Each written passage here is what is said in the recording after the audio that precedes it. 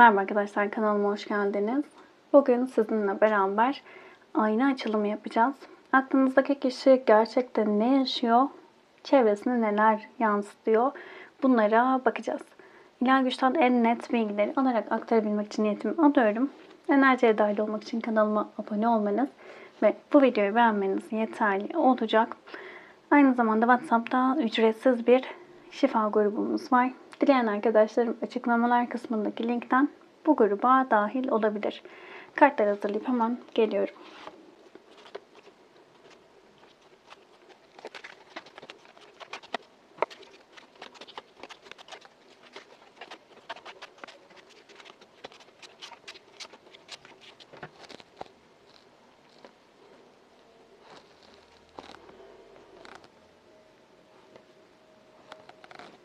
Evet, kartlar hazır. Bütün hayırlı olsun. Hemen başlayalım.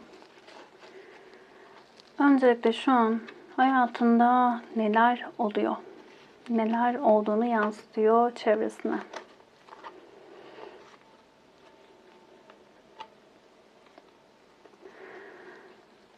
Şimdi güçlenmeye çalıştığını gösteren bir enerjisi var çevresinde, şu an enerjisinde. Aile ve yuva konuları ile ilgili ciddi yara aldığını hissettiriyor çevresine, aklınızdaki kişi. Çevresindeki insanlar daha çok ya ne kadar yara aldı, ne kadar zorlandı bu konularla dediği bir sürecin içerisinde görünüyor. Efrat çok böyle zeki bir karakterdir. Evlenmek ister. Daha çok böyle geleneksel bir yapıya sahip biridir. Biraz saplantılı bir enerjidedir genel manada baktığımızda. Şu an enerjisine baktığımızda hayatında ne oluyor? Hayatında olumsuz giden şeyleri değiştirip dönüştürme isteği içerisinde olan bir aklınızdaki kişi var. Böyle görünüyor dışarıdan baktığınızda. Çok akıllı biri olarak geliyor ve geleneksel yapıyı, aile ve yuva durumlarını, kavramlarını ilerletmeye, devam ettirmeye çalışan bir enerji de geliyor. Ben yaparım hissiyatını ciddi şekilde oluşturuyor diyebilirim. Evet, yanlışlar yaptım ama ben toparlarım dediği bir durumun içerisinde. Bakın, sihirbaz ve büyücü kartım. Her şeyi yapabilecek güçlü olduğunu gösteren iddialı bir enerjidir. Ben yaparım der aslında. Asıl anlamı büyücü kartının ben yaparım, her şeyi yapabilecek güçteyim der. Genel olarak bir çatışma içerisinde olduğunu, bu çatışma ailesiyle ilgili de olabilir, aile içinde de olabilir. Bazı ikilemlerinin olduğunu, bu iç çatışma da olabilir. Yaşanılan durumların karşısında bilinçli olarak verilen kararlar, alınan kararlar da olabilir. Daha çok çevresine aileyle ilgili bir çatışmasının olduğunu, aileyle ilgili sorunlarının olduğunu ama bunu akıllıca, zekice düzelteceğini, üstesinden geleceğini yansıtan, hala ben güçlüyüm, her şeyi yapabilirim mesajı veren bir enerjisi var şu an çevresine. Gerçekte ne oluyor? Buna bakalım. Değnek ikilisi, kız çocuğu, adalet ve diyet geldi. Şimdi gerçekten ne oluyor dediğimizde ikilemlerinin olduğunu söyleyebiliriz aklınızdaki kişinin. Ne yapacağını çok bilemeyen bir enerji içerisinde. Biraz böyle sınırlarını korumaya çalışan, biraz böyle kendini korumaya çalışan ve disiplinli hareket etmeye çalışan bir enerji içerisinde. Adaletli olmaya çalışıyor ama burada adaletten de ciddi de bir korku var diyebilirim. Harekete geçmek istiyor, eyleme geçmek istiyor, farklı şeyler denemek istiyor. Ama bir taraftan da korkup kendini koruma isteği içerisinde olduğunu söyleyebilirim. Burada adaletle ilgili gerçek bir mahkeme durumundan korkma durumu da olabilir aklınızdaki kişinin. Yani bu korkuyu içte çok hissedip bununla ilgili önlemler almaya çalıştığı bir sürecin içerisinde de olabilir. Özellikle bir çocuk varsa, çocuğu varsa çocuğuyla ilgili konularda işte örneğin bir boşanma olabilir, bir aile konusu zaten görünür de geldi. Aile ve çocukla ilgili bir durum varsa burada kendini koruyarak bu alandan yara almadan çıkma isteği içerisinde olabilir. Ama genel manada baktığımızda aslında ne yapacağını çok bilemeyen, başka yerler görmek isteyen, başka şeyler deneyimlemek isteyen, yeni şeyler elde etmek isteyen bir enerjisi var. Ama o güvenli alandan da çıkmak istemiyor. Birazcık da korku var diyebiliriz. Daha çok böyle korku. Yani ne kadar ben yapabilirim enerjisi yayıyorsa karşısındaki insanlara, içte de ciddi bir korku var. Nasıl üstesinden geleceğini bilemeyen, buradaki adalet dediğim gibi gerçek bir adalet durumu olabilir. Mahkeme gibi bir durum olabilir. Ya da ilahi adaletten de ciddi şekilde korkan bir enerjisi var diyebilirim. Yani göründüğü gibi çok da cesur değil açıkçası.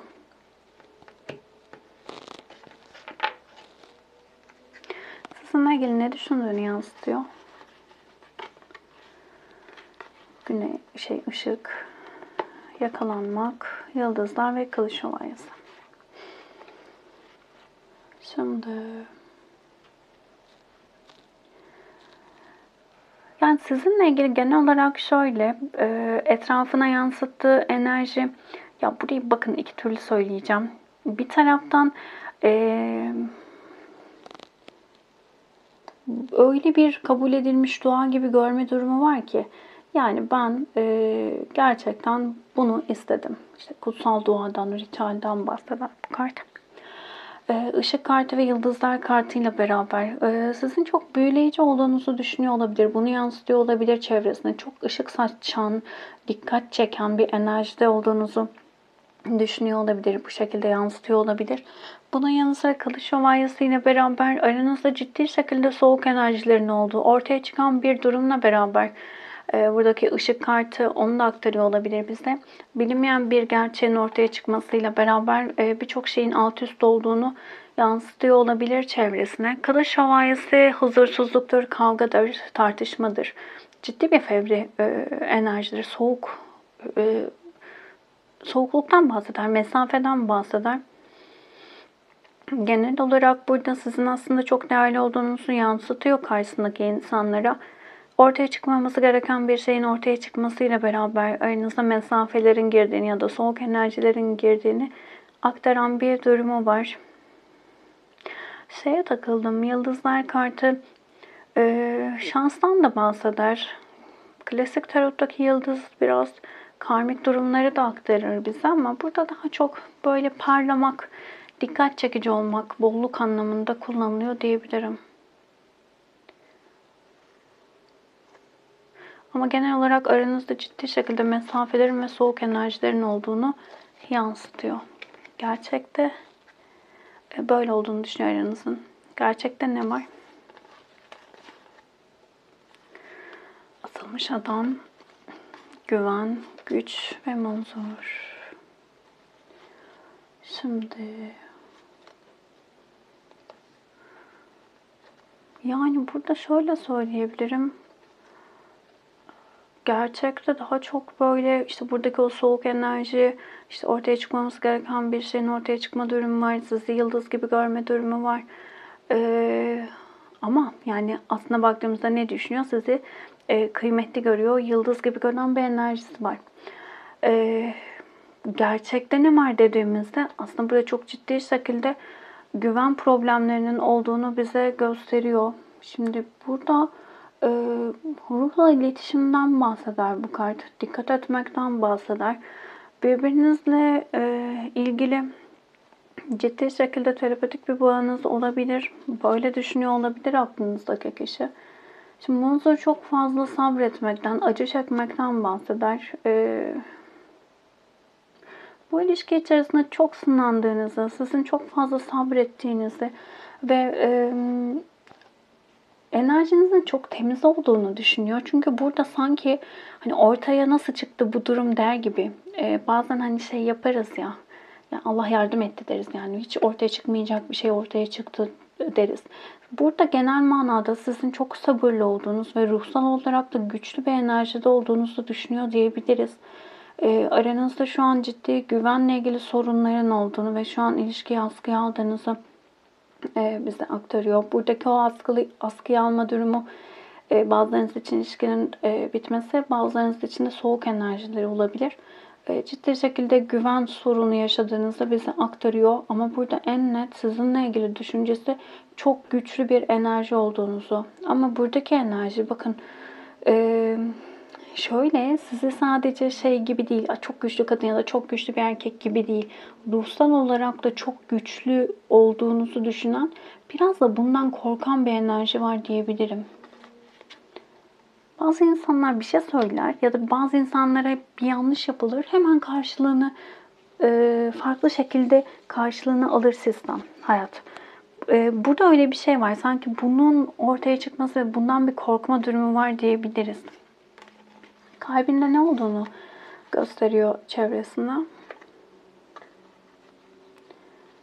Size karşı dönüşüm, dostlar. Kupa Prensi. Yani şöyle söyleyebilirim, sizin çok çalışkan ve çok idealist biri olduğunuzu söylüyor. Genel olarak yaşadığınız durumları biraz böyle kalpte sisteme bıraktığı bir enerji içerisinde. Yani biraz böyle salıverme diyelim. Bu enerjilerde olduğunu söyleyebiliriz. Akışta olma durumu. Sistemin getirdiklerini kontrol et, sistemin getirdiklerini kabul etme durumunun olduğunu söyleyebiliriz. Teslim olma durumu var. Başarı, dönüşüm, Kupa Prensi. Yani burada öyle bir enerji var ki sizin duruşunuz, ilişkinin içerisinde aldığınız kararlar, attığınız adımlar onun için çok kıymetli. Burada belki de kendinizden çok fazla ödün verdiğiniz bir sürecin içerisinden geçtiniz. Ve burada sizin duruşunuz birçok kişinin dikkatini çekmiş olabilir. Genel olarak dışarıya, kalpte de size karşı hayranlık olduğunu yansıtan bir enerji var. Kupa Prensi ile beraber burada biraz böyle size duygularını aktarmak isteyen, tekrar duygularını aktaracağı böyle güzel, şefkatli adımlar atma isteği içerisinde olduğunu yansıtan bir enerjisi var. Yani çevresi şu an onun ya tamam bir şeyleri toparlayarak tekrar bu ilişkiyi toparlamak adına adım atacak, harekete geçecektir diye bir duruş sergiliyor. Öyle söyleyelim. Gerçekten ne var kalpte? Buna bakalım. Kupa Kraliçesi, kitap, fırtına, sessizlik. Korku var. Kalpte çok net bir şekilde korku enerjisi var diyebiliriz. Kaybetme korkusu o kadar yüksek ki, bakın bu kart yokluk bilincinden bahseder bize. Kendini sabote etmekten bahseder. Şimdi kalp de diyor ki ciddi şekilde şu anki özellikle sessiz kalmayı tercih eden arkadaşlarım için burada öyle bir enerji var ki bu sessizlikle beraber çok büyük bir fırtınanın koptuğu. Belki arada yaşanan bu şeylerle beraber aklınızdaki kişinin yaptığı hatayla, artık buradaki hata her neyse, bununla beraber çok ciddi şekilde ilişkinin sarsıldığını düşünen bir enerji var burada. Sizi kaybetmekten çok çok ciddi şekilde korkan bir enerji olarak geliyor aklınızdaki kişi. Yokluk bilincinde ve çok ciddi bir korku var. Sizin özellikle sessiz kalıyor olmanız çok ciddi bir korku yaratıyor. Burada tekrar söyleyeceğim. Kalpte ne var biliyor musunuz? Kalpte sezgileri çok güçlü bir karakter olduğunuz var. Diyor ki onun söylediği her şey çıktı. Onun bana sorduğu, benimle ilgili şüphelendiği her şey çıktı. O her şeyi hissetti, beni uyardı, söyledi. Sizin çok böyle ruhsal olarak, sezgisel olarak güçlü olduğunuzu düşünüyor. Ve bir kupa kraliçesi olarak ciddi şekilde sevgi bağınızın olduğunu bize söylüyor diyebilirim. Onun için bir işte aşk kadını, sevgi kadını ya da erkeği olabilirsiniz. Ne yapacağını yansıtıyor sizinle ilgili çevresine. Buraya liman kartı düşmüştü. Tekrar bir tane de ben aldım kart. Sakin bir enerji var ama biraz duran bir enerjide olabilirsiniz şu an. Şimdi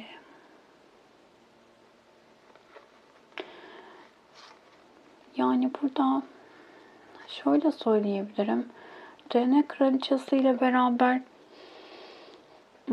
manipüle etme isteği içerisinde olduğunu çok net söyleyebilirim. Bu kart biraz manipüle etmekten bahseder. bize.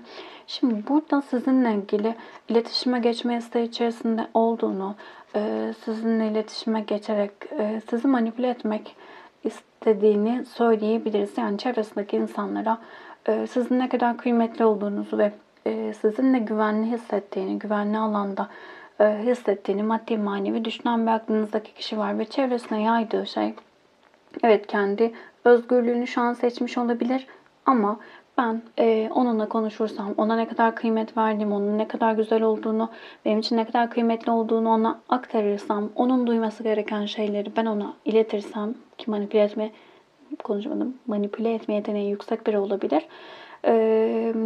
Ben bu alanı değiştirip dönüştürebilirim dedi bir durum var. Çevresinde şöyle şey yapıyor olabilir. Ya ben bir konuşmama bakar gibi. Biraz fazla kendine güven var burada. Yani dışarıya böyle yansıtıyor. İşte benden vazgeçemez gibi. Ne kadar işte kendine işte bana rest çekmiş olsa da kendini seçiyormuş gibi davranmış olsa da o benden vazgeçemez dediği bir durum var. Böyle yansıtıyor çevresine.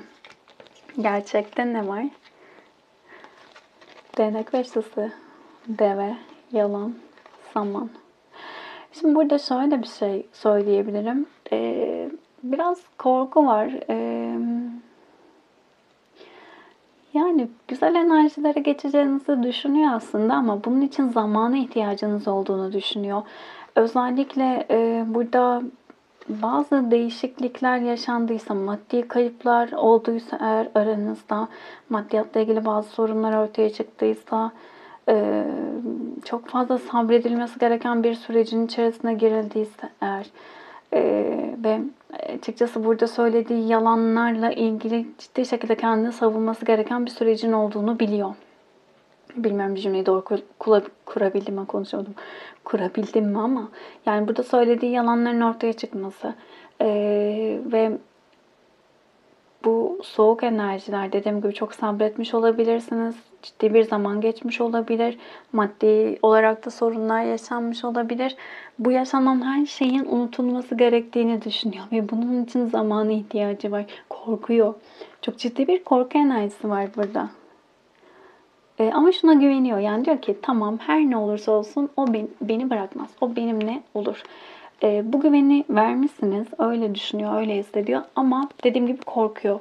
En azından şu an için biraz daha söylediği yalanlar varsa bu yalanların daha böyle unutulması ya da aradaki o zamanın biraz daha ilerlemesi ve o egonun birazcık daha böyle sakinleşmesi, o kavga enerjisinin daha düşmesini beklediğini söyleyebiliriz.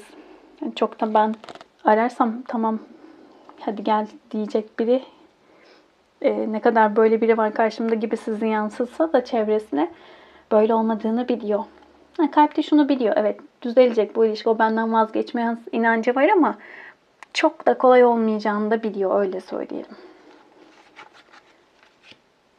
Biraz şey gibi, hani çalım atmayı sever derler ya.